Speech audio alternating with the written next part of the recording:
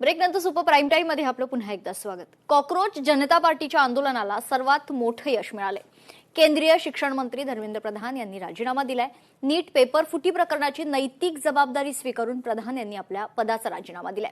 अशी मागणी सीजेपीनं लावून धरली होती. यासाठी आता महिन्याभरापासून सीजेपीचं आंदोलन सुरू होतं आणि अखेर प्रधान यांनी राजीनामा दिला.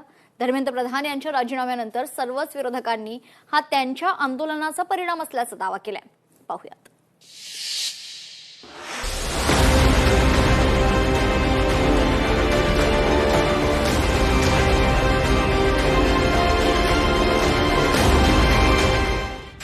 सीजेपीच्या आंदोलनाला मोठं यश. मोदी सरकार आंदोलकांपुढे झुकलं. केंद्रीय शिक्षण मंत्री धर्मेंद्र प्रधान यांचा राजीनामा. नीट पेपर फुटी प्रकरणी सीजेपीनं गेले महिनाभर जंतर मंतरवर उपोषण आंदोलन पुकारलं होतं. कॉकरोच जनता पार्टीच्या आंदोलनाला देशभरातून मोठ्या प्रमाणावर पाठिंबा मिळाला. काँग्रेस आणि अन्य विरोधी पक्षांनी केंद्रीय मंत्री धर्मेंद्र प्रधान यांच्या राजीनाम्यासाठी आक्रमक भूमिका घेतली होती. सीजेपीच्या प्रवक्त्यांनी सरकारसोबत झालेल्या 2 बैठकांमध्ये राजीनाम्याचा विषय लावून धरला, पण सरकार त्याबद्दल फारसं अनुकूल नव्हतं. तर दुसऱ्या बाजूला प्रधान यांची राजीनाम्याबद्दल कोणतीही तडजोड होणार नाही अशी ठाम भूमिका सीजेपीनं घेतली होती. यानंतर अखेर धर्मेंद्र प्रधान यांनी राजीनामा दिला. केंद्रात मोदींचं सरकार 2014 पासून आहे. त्या धर्मेंद्र प्रधान मोदींसोबत 12 वर्षे त्यांच्या मंत्रिमंडळात आहेत. गेल्या 3 टर्ममध्ये प्रधान मोदी यांच्या मंत्रिमंडळात होते. सीजेपीच्या शिष्टमंडळाशी आज 3ऱ्या टप्प्यातील चर्चा सरकार शनिवारी करणार होतं. दुपारी 3:30च्या सुमारास बैठकीची वेळ ठरली होती. ही बैठक होण्यापूर्वीच धर्मेंद्र प्रधान यांनी राजीनामा दिला. प्रधान यांनी त्यांचा राजीनामा social media platform Xavier post करत पंतप्रधान मोदी यांनी त्यांच्या मंत्रिमंडळात कामं करण्याची संधी दिल्याबद्दल त्यांचे आभार मानले. सोशल मीडियावर राजीनाम्याची घोषणा करताना प्रधान यांनी मंत्रिपदावरून पायउतार होण्यामागील कारणं देखील सांगितली. 20 लाखांहून अधिक विद्यार्थी नीटची परीक्षा देतात. ती परीक्षा निष्पक्ष आणि पारदर्शक पद्धतीनं होण्यास प्राधान्य दिलं. त्यासाठी केंद्र सरकार, राज्य सरकार, जिल्हा प्रशासन, विद्यार्थी आणि पालकांच्या साथीनं 21 जूनला पुन्हा यशस्वीरित्या परीक्षेचं आयोजन केलं. 16 जुलैला या परीक्षेचा निकाल लागला. त्यात अनेक गरीब आणि वंचित कुटुंबांमधील प्रतिभासंपन्न विद्यार्थ्यांना यश मिळालं. पण काही जबाबदार पदांवर बसलेल्यांनी विद्यार्थ्यांची दिशाभूल केली. त्यामुळे मला दुःख झालंय असं प्रधान यांनी एक्स पोस्टमध्ये नमूद केलंय.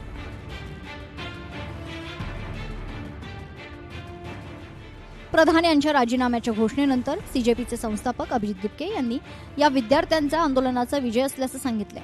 मोदी मंत्रिमंडळात राजीनामे होत नाही असं सांगितलं जात होतं. त्याच मंत्रिमंडळातील शिक्षण मंत्र्यांचा राजीनामा घेण्यात सीजेपीला यश मिळाल्याचं दिपके म्हणाले.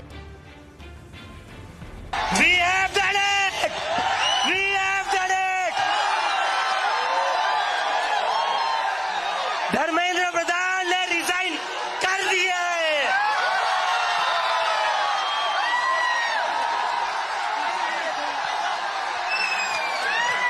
We have bloody done it.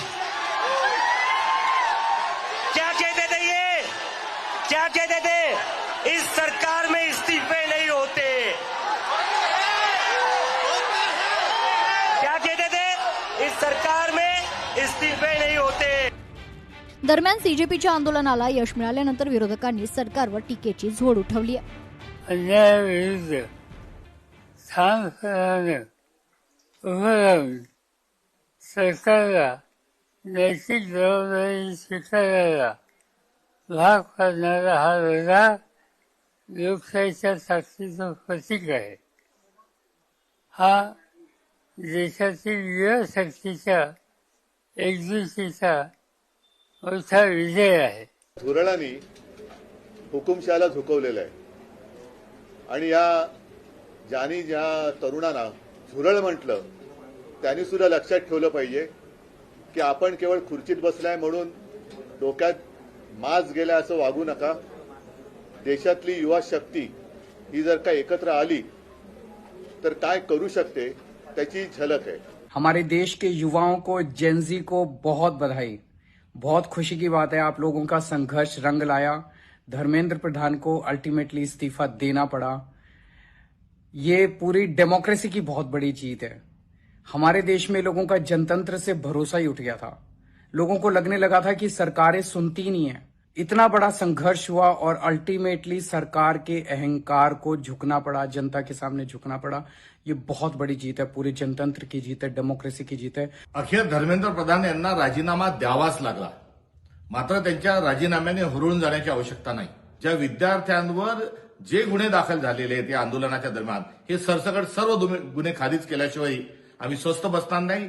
त्यासाठी देखील आमचं आंदोलन हे सुरू राहणार आहे. आणि यासोबतच या संपूर्ण प्रकरणाच्या अनुषंगानं देशाच्या पंतप्रधानांनी देशाची माफी मागावी. या आमच्या राहिलेल्या ज्या 3 मागण्या आहेत, या 3 मागण्यांकरता आमचं हे आंदोलन यापुढे असे सुरू राहील. कॉक्रोच जनता पार्टीच्या आंदोलनाला दिवसेंदिवस पाठिंबा वाढत होता. कला, शिक्षण, मनोरंजन क्षेत्रातूनही तरुणांच्या या आंदोलनाला पाठिंबा दिला जात होता. हे आंदोलन संपवण्यासाठी केंद्रीय आरोग्य मंत्री जे.पी. नड्डा यांनी सोनम वांगचुक यांची भेट घेतली होती. तसेच सीजेपीच्या प्रतिनिधींनीही त्यांची भेट घेतली.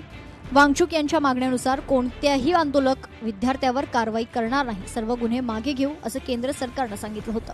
तसेच नीट पेपर फुटीचा खटला हा जलद गती न्यायालयात चालवला जाईल असंही खुद्द पंतप्रधान मोदी यांनी जाहीर केलं होतं. या आश्वासनानंतर सोनम वांगचुक यांनी आपलं उपोषण सोडलंय. परंतु जंतर मंतर आंदोलन करत असलेल्या सीजेपीनं मात्र आंदोलन कायम ठेवत धर्मेंद्र प्रधान यांचा राजीनामा झालाच पाहिजे अशी ठाम भूमिका घेतली होती. प्रधान यांनी राजीनामा दिल्यावर विरोधकांनी ही लोकशाहीचा विजय असून हुकुमशाही विरोधात क्रांतिकारी जन्माला येऊ शकतात हे या आंदोलनानं दाखवून दिलंय. यापुढे मोदी, शहा यांनीही राजीनामे द्यावे लागतील असाही दावा उद्धव ठाकरे यांनी केलाय. ब्युरो रिपोर्ट, लोकशाही मराठी, मुंबई.